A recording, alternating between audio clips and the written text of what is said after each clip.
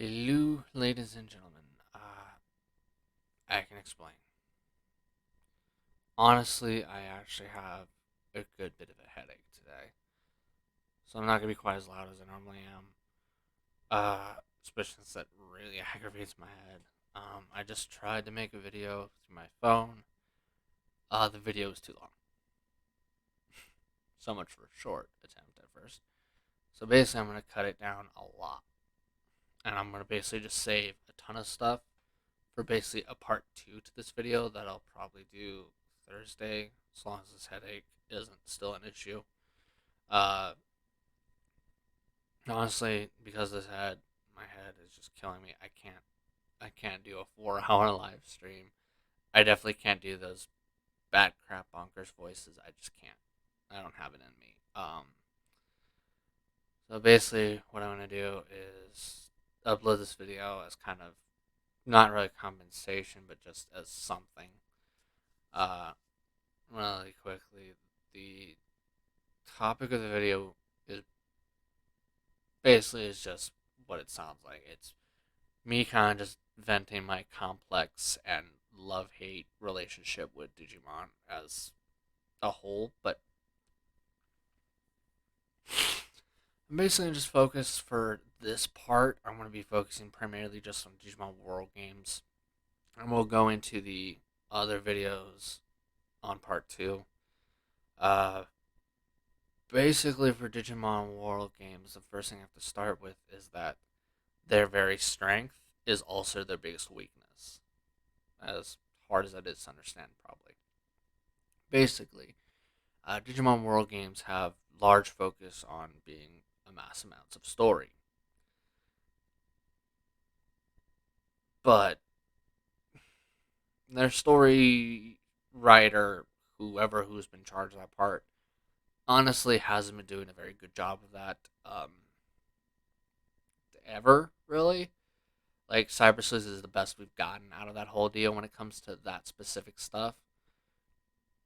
But even then, they kind of failed miserably because they didn't have the common sense or understanding that you shouldn't just split a game artificially into two separate games because it's dumb, it's greedy, it makes no sense, and both from a business and tactical sense, it's dumb. It's dumb greed who has the wheel and is telling you to do that, and dumb greed doesn't get you liked much. Dumb greed often gets you laughed at, ridiculed, and sure, he'll get you some money, but compared to greed, who's going to get you money, smart greed, who's going to get you both money and people actually being, liking your stuff or being, tolerant of the stuff you do, to not listen to him is kind of stupid. I said it's stupid. Um, ugh. When it comes down to it, another problem that Digimon World games have in common is that they're, let's be gentle and say, I don't know how generous I want to be because honestly, I just want to be blunt. Um, Sorry about that phone. You're gonna have to wait. Basically, one key problem here, and it's a problem that I don't understand and doesn't make any sense to me to this very day, is they have this weird, what's the word? Oh yeah, delusion that none of the Digimon World games have any problems. They're all flawless. They all are really good. No, no, and no. That's not true. They all have flaws. It's just they all have their own unique flaws as a catch. That's actually the only redeeming thing about Digimon World games as a whole, is that unlike mass numbers of the other Digimon games where it's just more or less the same problem over and over again, which is too much experimentation, having no clue what they're doing with that franchise because they never made anything for that franchise and have no experience with that franchise. So there, they decide to go balls to the wall and experiment everywhere and hope that something sticks. Something will stick sometimes, but not often enough to make it a good enough game. Hell, the only time they've ever actually done that method and it actually paid out big time for them was Digimon Rumble Arena 1 and Rumble Arena 2. No, I'm not going to acknowledge the absolute horrible overpriced shit stain that is All Star Rumble, because that thing was just trash. Like, objectively trash. Yeah, it was pretty. It was pretty. But overall content wise, overall content value wise, compared to Rumble Arena 1 on the PS1 from the 90s, it is a joke. Compare it to Rumble Arena 2, one of the 3 Digimon games to ever get a 6 out of 10. You're not even worth acknowledging. As a joke, even, you're not worth acknowledging. You're kind of just laughed at and viewed as the most horrible, piss poor excuse for trash that has ever been trash. That's a good summary of All Star Rumble. Has jack shack content. Yeah, you added a campaign. Here's the thing though, Rumble Arena had campaign. It was just modified as a tournament style, where you would go through these fights. Now, granted, was it a good campaign in Rumble Arena 1? No. Did it have necessarily big cutscenes or anything like that? No. But honestly, it had still more content. There were more characters, too. And no, I'm not going to count playing as the Digivolve form in Rumble Arena, because honestly, nothing changes. In fact, adding those in doesn't really add much. It maybe adds 2, maybe 3 if we really get aggressive and nitpicky.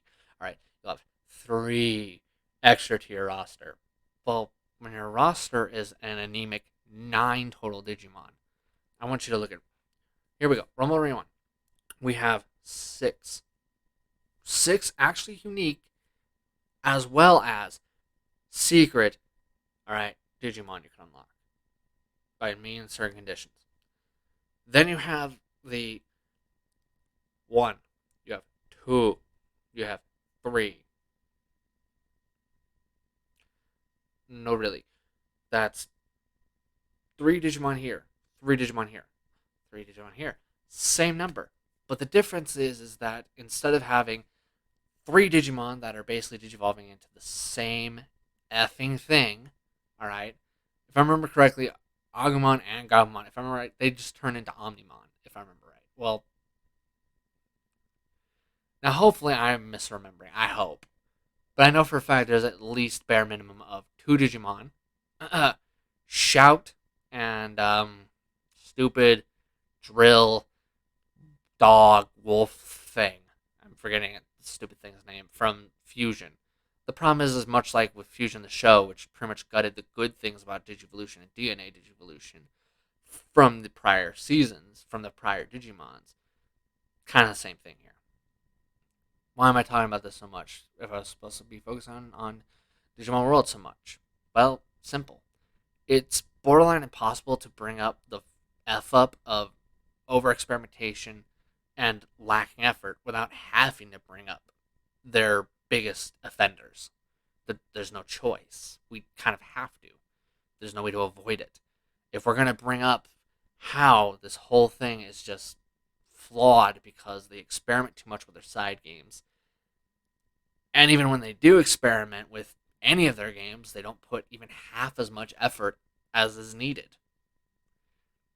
So therefore, we have to bring up the stains and crapshoots that are birthed from that laziness and that over experimentation. Hence, All Star Arena being brought up at all, instead of just being, ignored as it should be. All in all, honestly and objectively, all right, that's the key word here. Is for now, as much as it may hurt my soul inside, I view Digimon the same way I would treat Pokemon, all right, or Yu-Gi-Oh, where I am objective. And honestly, my objective opinion is this: Digimon games, even with Survive, yes, still suck. Don't get me wrong, Survive did some things better than most Digimon games, all right, but it also suffers from either laziness or it's more wearing its background problems on its skin. Is the thing. I'm going to be fair, but I'm also not going to be honestly giving them any pity points for it. It's not going to happen. Just because their development time was massively shorter than any right to be, that doesn't stop it from being a not as good game as it could or should have been. That's just the reality of it. As much as I hate that reality. If I could burn that reality and replace it with a more idyllic one, where Digimon games don't suck. They've been getting better and better, keeping up with the times, making sure they put out effort after killer effort. Then I would have done that day one, second one. Notice the problem, we're not in that reality. We're not. As much as that bites. How do we fix this? Honestly, it's a sucky thing to say aloud because there's no joy in admitting this. In order to fix Digimon games and to take them where they should be, we have two options. Stop buying Digimon games until Bandai sets out an actual official statement that, hey, we're sorry we've been effing this up for too long. We're going to start doing this right. Until we get something like that where an actual declaration matched with actual effort on their end, actual support from their end, all right, to ensure that the Digimon game that comes out, Digimon World, some people are saying 4, but that's already a thing. Some are saying 5, that's already a thing. Have none of you heard of Digimon World Data Squad? PS2 game. Just me who knows about that one? Am I the only old sucker who knows that one? All in all, honestly, to fix Digimon World games, we have to do something radically different from what we have to do for the non-world games. For the non-world games, we have to make it very clear and concise what the core problem is and how there are countless options to fix the side games. The main games require something that Bandai, Toei, and Tai just aren't very good at. Whether that's intentional or accidental, I'm not sure. I'm going to assume intentional until told otherwise, though. Or at least until I see something that says otherwise. Honestly, Digimon World games, in order to fix those, we have to basically find whoever has been in charge of the storyboarding or the story writing or basically has been leading the project so far. Find those people, sit them all down, and told, if you dick this up again, we will fire you, probably out of a cannon just for insult. For injury, we'll name that cannon unemployment, and we will fire you out of it if you F this up again. Why is it that not a single game, when viewed objectively, can even so much as come close to a 7 out of 10 by now? After all this time, we should have had at least a 10, some 9s, a decent number of 8s, and plethora of 7s. We have 3 6s, countless 5s, couple 4s, the crappy mobile and MMO games that honestly barely manage to cling some to 3, and some barely can even cling to a 2. We have so little to offer that people who make our games illegally do dozens of times better than we do at making our own shit. Why? Honestly, and trying to target the people who are at the bottom of the ladder, all right, targeting them, making it thinking that they're the core problem, is dumb and backwards, idiotic, brain dead, magnifies and intensifies my headache that I already have. Because in reality, the first place you should look before you jump to them is you should start with the project leads, people who are leading the project or in lead positions. Because sadly, 8 times, if not 9 times out of 10, it's that end that's the problem. In reality, plenty of time, too many times. So If I listed every single game that suffered from that, my head would explode all over the place. I'd be dead. Honestly,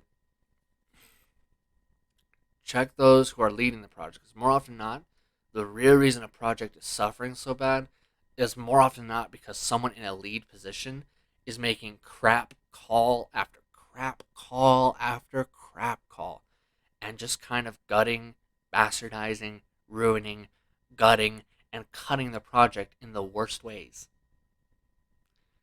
Honestly, the only real fix is to start there, then trickle down from there to find the problem.